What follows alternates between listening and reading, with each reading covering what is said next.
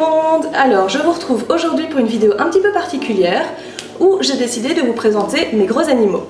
Je prévois une vidéo où je vous présenterai les hamsters de l'élevage, la pièce, etc. une autre fois parce que ça va me prendre du temps.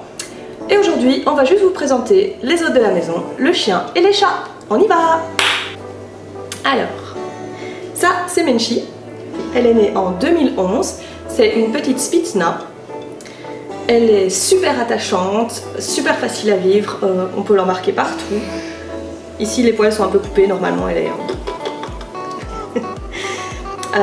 très intelligente, elle fait pas mal de trucs avec moi. Elle aime pas énormément les autres chiens, elle a tendance à en avoir peur. Par contre elle adore les chats, et elle adore les gens. J'ai dit bonjour! Bonjour! Alors ça c'est Forever, c'est le premier chat que j'ai adopté, que j'ai encore ici actuellement. C'est un British Longhair, il est bleu et blanc.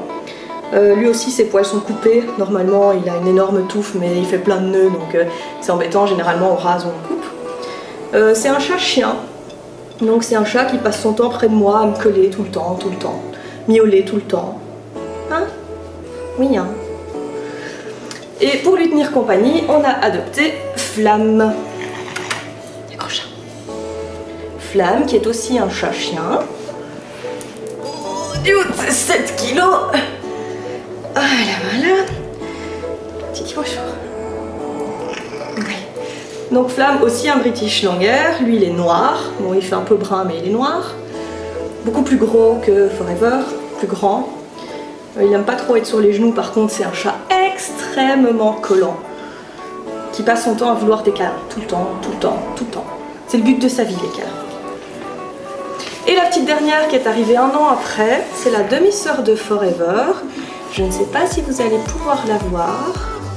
Je ne sais pas trop l'attraper, elle est vraiment craintive. Attendez, je vais vous la montrer. Qui est là. Gladys.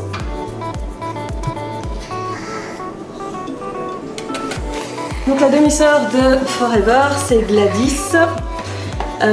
Gladys, c'est aussi une British, mais elle est Rex, donc on appelle ça du Selkirk Rex.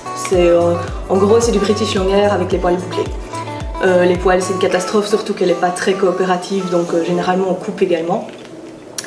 Elle est très craintive en fait. J'avais adopté Forever chez une éleveuse qui était vraiment très chouette, et cette éleveuse était atteinte d'une maladie.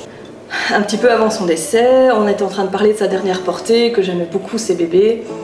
Et quand elle est décédée, son mari m'a contactée en me disant « Écoute, elle t'a mis sur la liste pour une des petites. » Difficile de dire non dans ces circonstances-là, sauf que effectivement cette portée est née pendant ses problèmes et son hospitalisation, et elle est restée, Gladys est restée très craintive. Après, maintenant, elle a 6 ans, elle commence beaucoup à se calmer, à nous faire beaucoup plus confiance et à venir. Elle cherche le contact, mais dès qu'on est un peu brusque, elle s'en va. Donc ça reste compliqué à gérer. C'est pas aussi... c'est pas comme ça, quoi. Ça c'est autre chose. Ça, on en fait ce qu'on veut. Bonjour. C'est un ours. Alors lui, il faut savoir, il a l'air de respirer comme Dark Vador. Ça peut être drôle, sauf qu'en fait, ça ne l'est pas. Il est en coryza chronique, en fait, depuis qu'il est bébé. Adopté chez un éleveur qui était franchement pas terrible du tout, qui m'avait assuré qu'il était vacciné, etc. Et il s'avère qu'en fait, rien n'avait été fait, il était primo-vacciné seulement.